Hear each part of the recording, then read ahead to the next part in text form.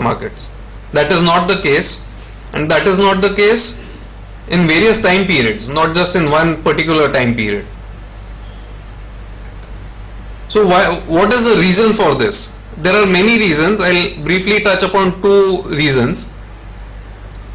One reason is GDP growth captures the production of goods and services in an economy. It does not capture the profitability of corporates. So when there is GDP growth, it means, let's say if more cars are produced and sold, it is GDP growth. If more people fly airlines, it's GDP growth. But that GDP growth comprises of wages to employees, it comprises of interest payments to lenders, it comprises of rental paid to landlords, it comprises of your raw material cost for imports, and it comprises of taxation. So if Jet Airways and Kingfisher were to buy more planes and fly more passengers, GDP will grow, but it does not mean that their profit will grow. And we have seen this in many sectors.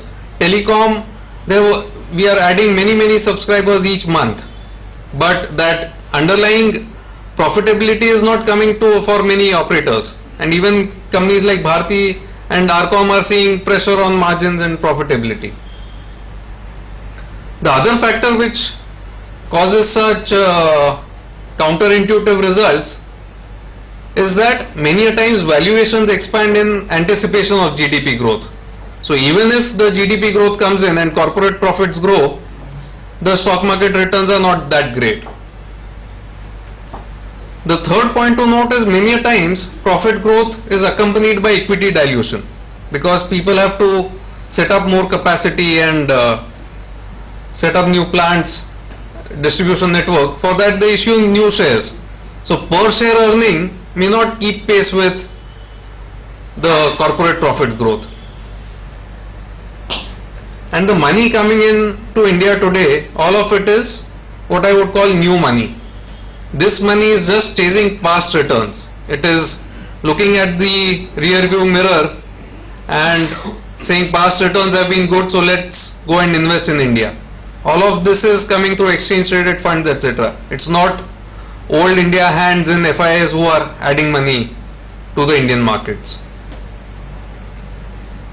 So this is what we had covered a couple of months back. Now we'll take part 2 of the same presentation. We'll get into specifics now as to how do we benefit from this kind of scenario that we have, this discrepancy in Indian valuations and global valuations.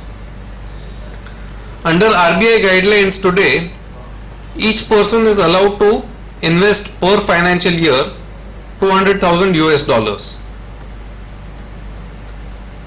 And the process is quite simple. In fact, when we actually went out to do this, we were pleasantly surprised that to open a brokerage account in US, you require only 3 forms and a limited number of signatures.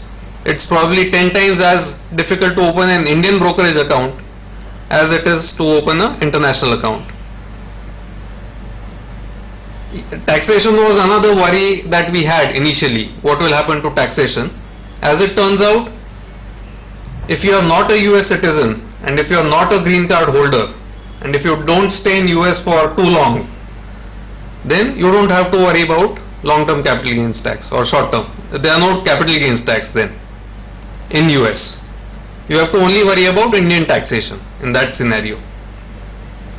Dividends are taxed in US, but you get the double taxation avoidance agreement benefits.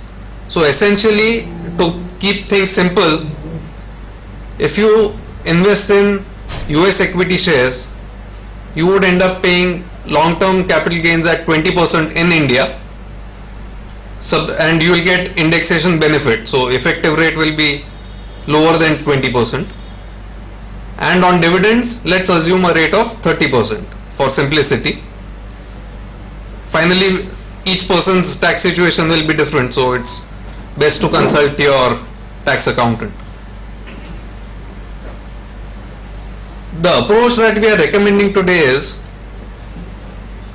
we are saying buy globalized companies listed in a market like US, which are not vulnerable to the ups and downs of US economy. So they will of course get some business from US, but not all of it will be from US.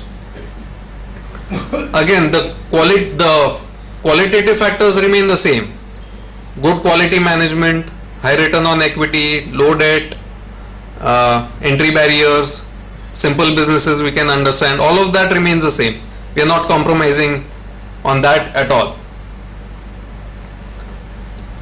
The reason why there will be fireworks in developed country equities is that there are multiple factors which are aligning together. One factor is record low interest rates. Today a company like Microsoft or Walmart can borrow money at 0.75% per annum, and this is long term money, 3 years, 5 years, that kind of money.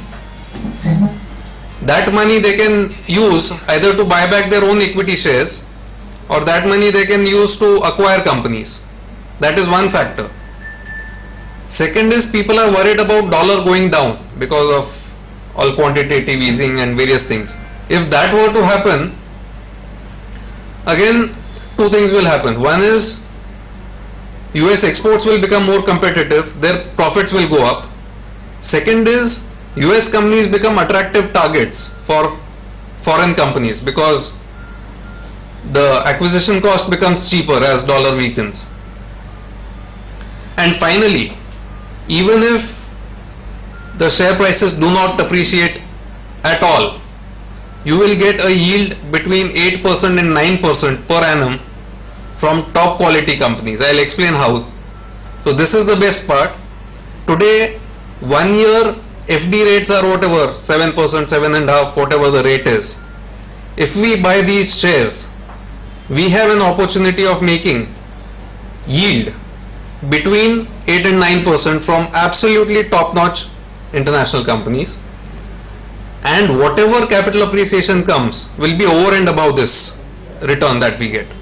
So we'll look at these specific examples from here on. Let's look at a company like Nestle.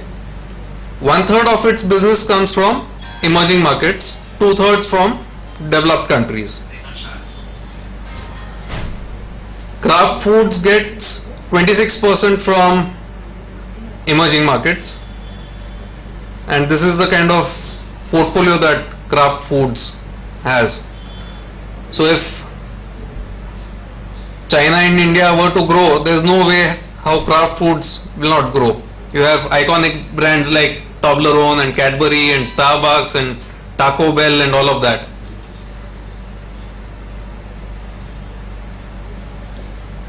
If you look at PepsiCo, which is again beverages and foods business, again it's not just US. PepsiCo is there all over the world, distribution networks all over the world. So if India and China were to grow, we'll obviously consume more Lay's wafers and Kurkures and Tropicana fruit juices and Pepsi and Mirinda. IBM again, business wise it's not very different from the likes of IT companies that we have here. Again a global corporation. So there are all of these top-notch names. We look at how to profit from investing in some of these. If we look at the valuation numbers for, let's say, PepsiCo, PepsiCo is available at 16 times price earning ratio today, 1/6.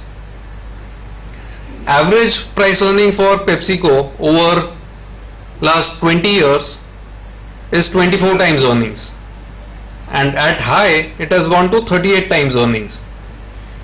So today we are buying close to multi-year low price earning ratios. The lowest it had reached was somewhere around 12, which was at the time of financial crisis. I spoke about the low interest rates and share buybacks that is happening. See, EPS growth can come by way of in two forms. One is either you increase the numerator, which is if your profit grows, you can get EPS growth. The other way of getting EPS growth is you reduce the number of shares issued by the company. So what is happening in a lot of US companies is that they are buying back their outstanding shares and the number of shares are reducing year on year. So this is the chart of PepsiCo's outstanding shares over last 10 years.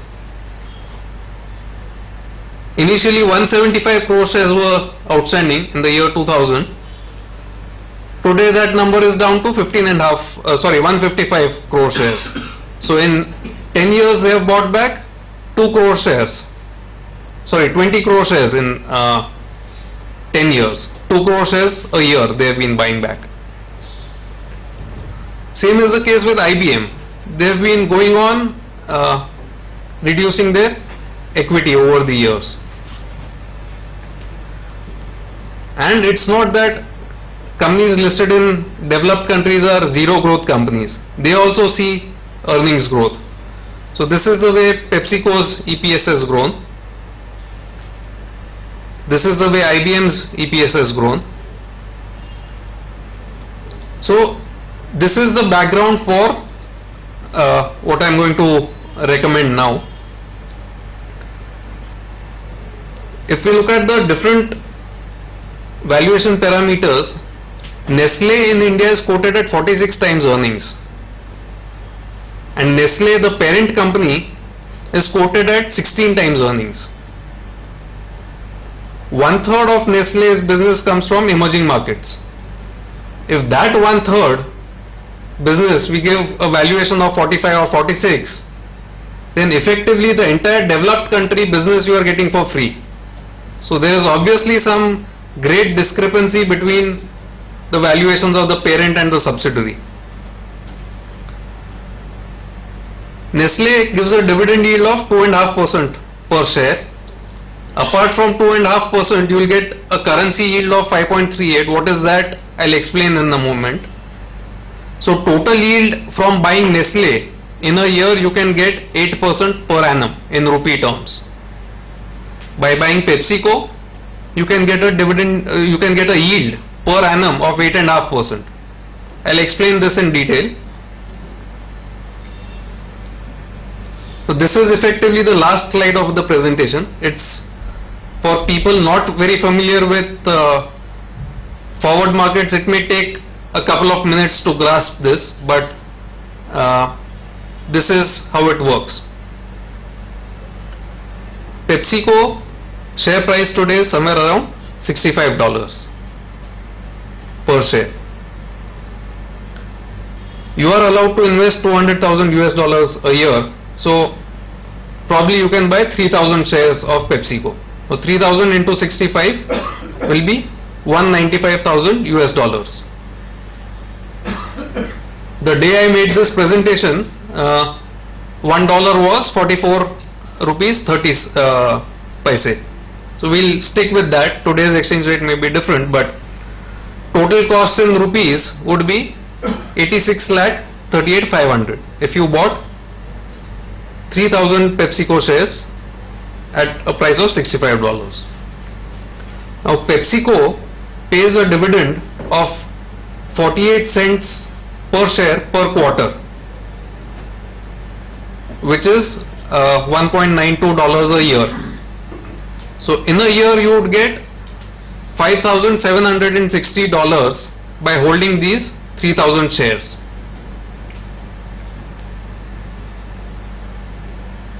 Your original cost of $195,000 plus the dividend that you will receive in 1 year will add up to $200,760.